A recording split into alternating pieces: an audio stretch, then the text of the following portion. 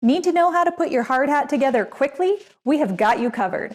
I'm Rachel Walla with Ally Safety, and in today's video, we're going to show you how to assemble a hard hat. So without further ado, let's jump right into it.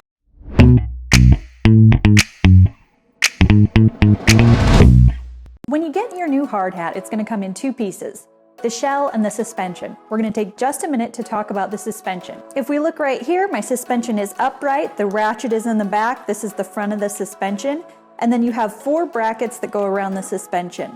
Now in some models, when you get the suspension, these little brackets are going to be folded up and going to be straight. So what you have to do is fold them out and down so they make a V shape.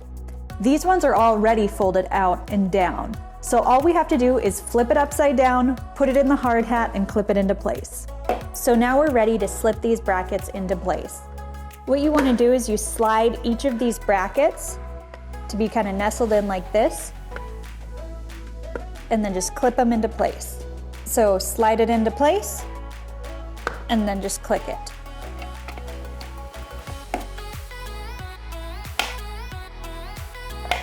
Now take a quick minute and just test it out. Give the suspension a little pull, make sure it's in there right.